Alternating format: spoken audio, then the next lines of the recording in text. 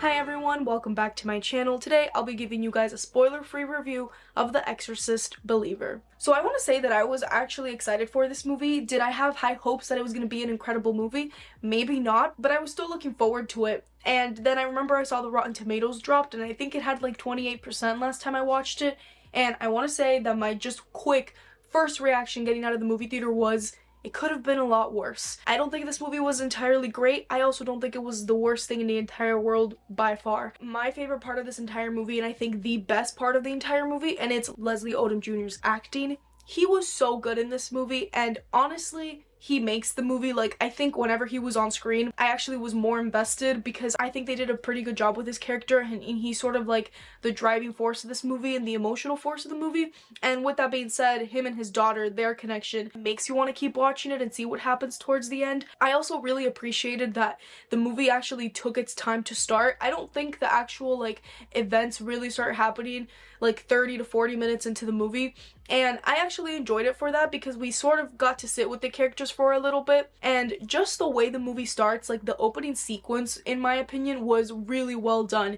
And it was good because I sort of didn't know how it was going to end up because there were multiple things happening at once. I think it did a lot for bringing the emotion in the movie and actually giving the characters some depth. I actually thought like the first half of the movie was actually enjoyable. Like, I was enjoying it. I wanted to know what was gonna happen next. It was giving more of a mystery than an actual horror film, but I wasn't complaining. Like, I was in it. I wanted to know what was happening. I think the movie was structured and paced pretty well. Now, this movie has two families happening, and they're both sort of the opposites of each other. One of them is very religious and the other isn't really religious, so you sort of have like the two ends of the stick basically. Personally, you sort of end up liking one family more than the other based on their characteristics and things like that, but I do think the movie struggled a little bit, at least for me, in defining the relationship between the two girls, because honestly, maybe I missed it when I was watching it because I've only seen it one time, but when the movie ended, I was sort of kind of going back through what happened in the movie,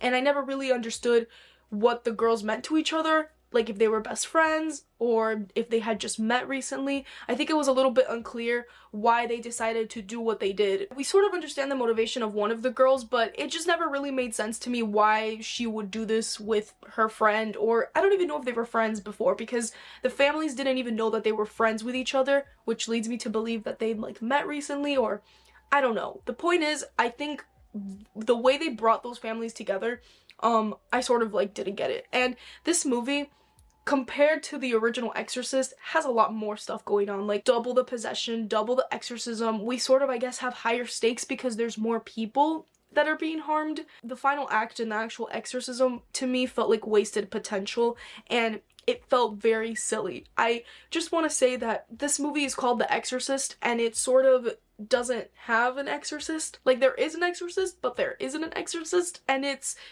I was watching it in the movie theater and I was like, wait, are we actually like not getting a good exorcism? Because we really didn't, and it stops working for me for the most part when we have the return of Reagan's mother, Chris, come back.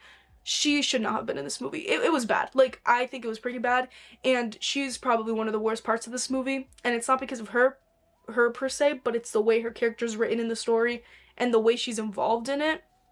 It just didn't need to happen. Like, I just want to give a message to filmmakers that I don't need you to bring back characters or make really outlandish connections just because, or like name drop things. Even though I said that I like Leslie Odom Jr.'s character in this movie because I think he brings the emotional support and is the best character in this movie, I do think this movie could have also gone a lot deeper in the exorcism and the demon, like actually bringing out one of the parents and like the people in the room's worst fear, because I think that's something that in the original Exorcist does extremely well, where like there's an actual demon being fought, but like they're also fighting their own inner demons and their inner battles. And in this movie, there's an attempt at that. I don't think it was a very effective, good job at it. I don't know if this bothers other people, but to me there was just a lot of like confusion, and I didn't really understand where this demon came from, why this sort of happened. Like, it doesn't really make sense to me. They never really explained it. There's like little things here and there that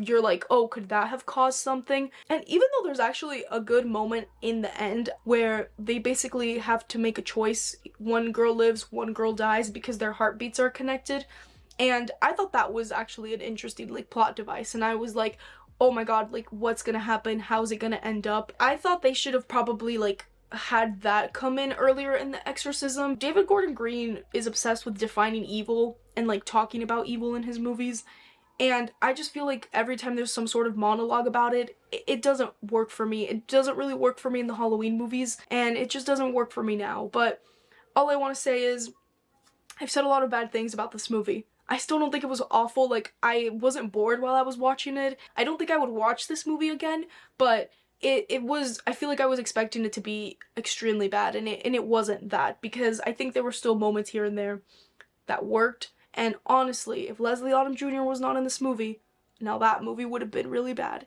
Thank you all so much for watching today's review. I hope you guys enjoyed hearing my thoughts on The Exorcist Believer. Drop whatever opinions you have of this movie down in the comment section below. And if you do include spoilers, try to put a spoiler warning so people who haven't seen the movie don't get spoiled. Thank you all so much for watching today's video, and thank you all so much for watching 31 Nights of Horror, and I'll see you all in the next horror review.